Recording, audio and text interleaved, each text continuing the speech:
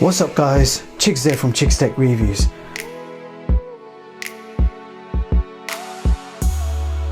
Today I've got my hands on the brand new A95X R3 Android TV box.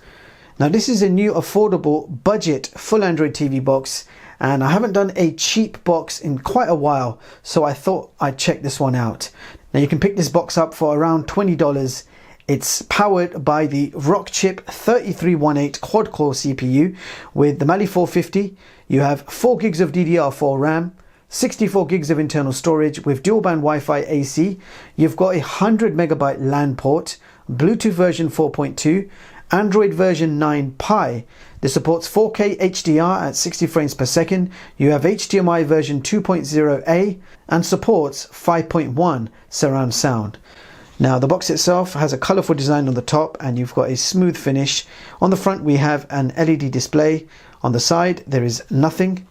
On the back of the box we have an AV port, your optical audio, 100 megabyte LAN, HDMI out, power socket, and if we keep going you've got USB 2, USB 3 and a micro SD card slot.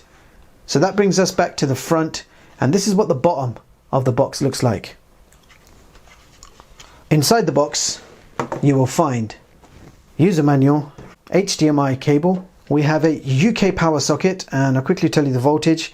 It's DC 5 volts 2A. So this does come with a full featured remote control, and you can also control your television using this remote control, and the instructions are on the back, and this is powered by 2 AAA batteries. So without further ado, let's go ahead and get this all hooked up to my TV and capture card and find out exactly how good this budget TV box really is. I'll be right back. So first of all, I ran a boot up speed test, and this TV box took 33 seconds to fully load the home screen from a cold start. And here is the home screen for this box. We have full Android version 9. At the top left you have search icon, connection info and time on the right. Thereafter, the first row of icons are your customizable favorites, so you can select and arrange your favorite apps in this section. The second and third row will show all your apps installed on this box. And at the bottom you have your main settings and your Wi-Fi information. If we click on settings and head over to device preferences and check out first of all the system storage information, you will see that this box has 32 gigs of internal storage, from which there are 26 gigs free to use. And if we have a quick look in about, you will see that we are running Android version 9 Pie. Now here are all the apps installed on this box as standard. I have not installed anything yet. The first thing we're going to test is Wi-Fi display, or Miracast as it's better known. So I tried connecting with my P30 Pro, and I am pleased to say that screen mirroring was easy and quick to connect, and it actually worked pretty well with minimal lag. So now I'm going to play some 4K video samples from a USB drive, and I will be doing this with the included TVMC media player, which is basically the same as Kodi, but if you want the official latest version of Kodi, just go ahead and uninstall TVMC, and then you can install the original Kodi from the Play Store.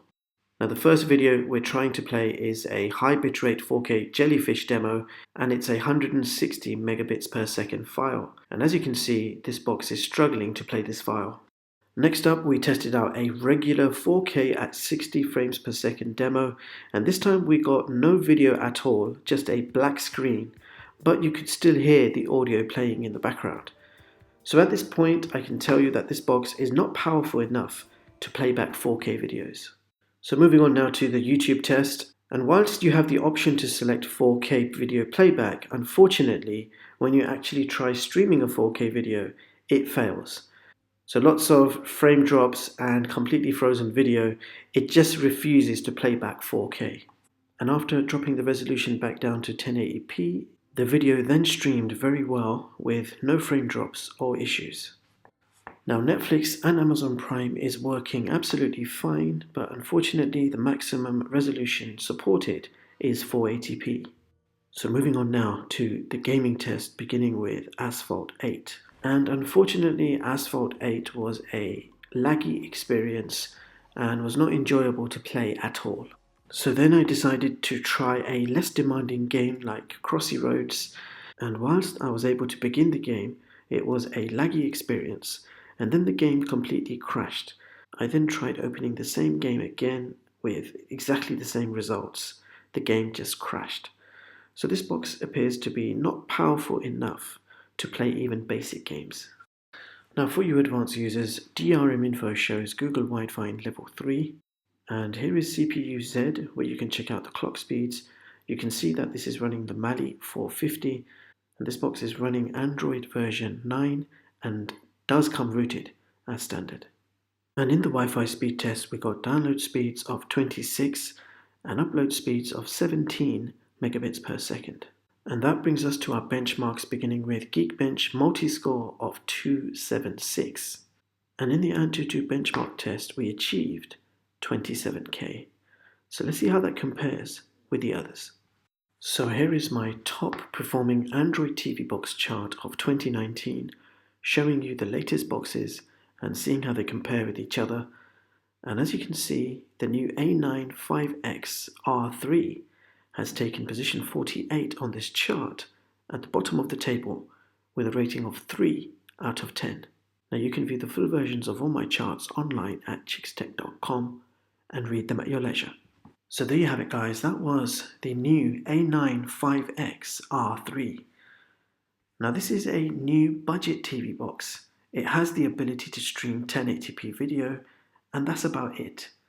Wi-Fi is slow, no power to play back 4K, no power to play games, and this box lags on more or less everything you do. The culprit is simply the RK3318 CPU. The CPU is underpowered and should have never been used commercially. You can pick this box up for only $20 for the 2GB model and $44 for the 4GB model, which I have been testing.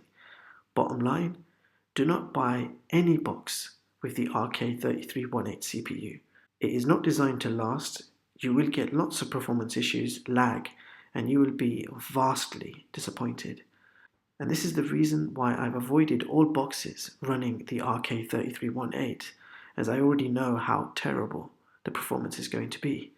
Now on the other hand, if you want a solid, cheap streaming device, just don't think about this one.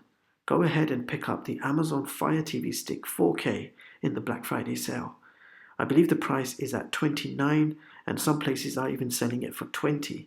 Links will be in the description box below, and I promise you, you will not be disappointed with the Amazon Fire TV Stick 4K. It is indeed a powerful little beast. It does YouTube 4K, Netflix 4K, and Amazon Prime 4K. And you can see the difference in the performance.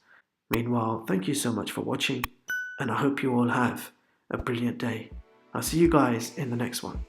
If you're wondering why I'm speaking like this, I'm actually in a different location and I had to do a voiceover for this video, and I have to speak like this to avoid waking up the family members.